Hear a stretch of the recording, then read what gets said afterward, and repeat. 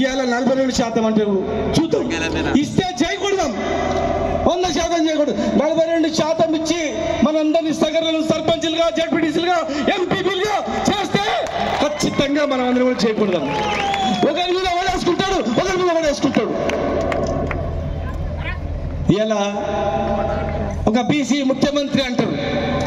ముఖ్యమంత్రి అయితే స్వేచ్ఛ ఉన్న ముఖ్యమంత్రి అంటే ఓకే. ఒక రాష్ట్రానికి మన కులవాడు మంత్రి ముఖ్యమంత్రి అయితే మాత్రం జరగదు. మనకు చేసేవాడు కావాలి, స్వేచ్ఛ కావాలి. ఇలా అధికారంలో రావడానికి అందరూ కూడా రేపు ఎలక్షన్ వచ్చే వరకు ఈ దేశంలో బీసీ వాదం పెరిగింది కనుక, ఈ రాష్ట్రంలో బీసీ వాదం పెరిగింది కనుక అందరూ బీసీ బీసీ బీసీ అని జపం చేసి అధికారం రావడానికి వస్తారు. చూడండి ఖచ్చితంగా కూడా. కానీ ఆచరణ సాధ్యమవుతుందా?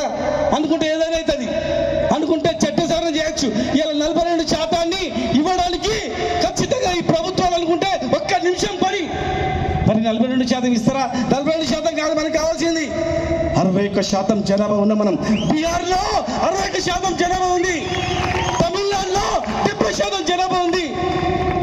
ఊర్లో పోయి చూడండి, పంచాయతీ ఎవరు ఛాలెంజ్ చేసి చెప్తారు.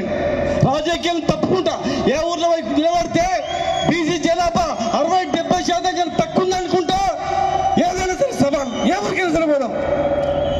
కళ్ళ ముందర కనిపిస్తున్న తక్కువ జనాభా చూపించి మీరు ఇంతే జాతివే సగర్ల జనాభా ఎంత చూపించిందే?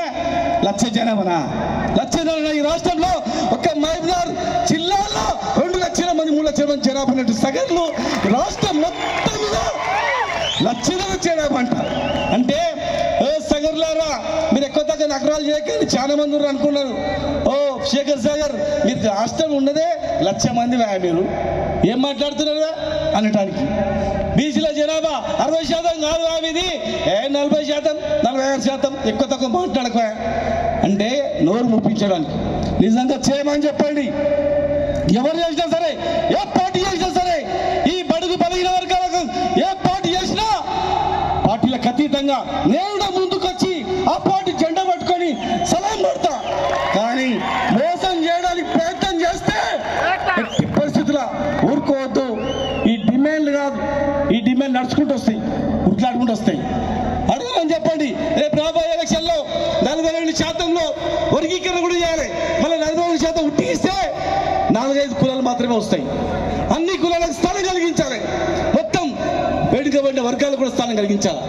42% కాదు, మనకి 52 పైన రావాలి. అయినా ఒక ప్రభుత్వం ముందుకు వచ్చింది కనుక నిజంగా ఇస్తే మనం ఖచ్చితంగా కూడా మెచ్చుకుందాం, చేయకూడదాం.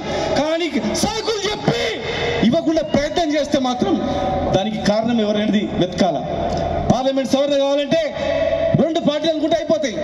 మరి చేసుకొస్తే ఖచ్చితంగా ఈ రాష్ట్రంలో మరి ఎవరు చేస్తే ఎక్కువ చేస్తే ఆ 2 పార్టీలు కూడా ఉన్నాం. కానీ చేయకుండా మోసం చేస్తే మాత్రం ఊరుకోవద్దు.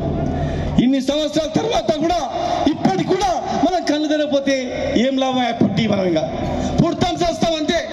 కానీ ఇలా మన బతుకుల గురించి బాగు చేయడానికి తెలంగాణ ప్రభుత్వం ఈ 1 ఇయర్ తర్వాత సగర్లను ఒక ఐక్యం చేయడానికి ఎంతో కష్టపడి ఇంతమంది వేదిక మీద 3 గంటలకు చాలా మంది వచ్చారు.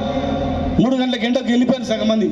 ఎందుకంటే వేరే పార్టీ జెండా ఉందనుకో వాళ్ళని కనపడడానికి ఎండలో శబ్దాలు వస్తుంటాడు, చూస్తుండా లేదా అన్న బ్యానర్లు కట్టినా 10 బస్సులు తెచ్చినా తినబెట్టుకుంటూ పోతా, థమ్స్అప్ కూడా దాపుకుంటూ పోతా అని చెవులో ఎక్కిపోతాడు.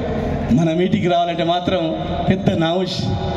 ఎందుకంటే గదే వాళ్ళు గుర్తించి ఇవాళ మనల్ని ఇట్లా వేసింది కనుక దయచేసి ఇవాళ మేమున్నప్పుడు రాజేంద్రన్న మేము ఉన్నప్పుడు దాదాపు 5-6 వేల కోట్ల విలువైనటువంటి భూమి బడుగు బలహీన వర్గాలకు ఇచ్చినాం.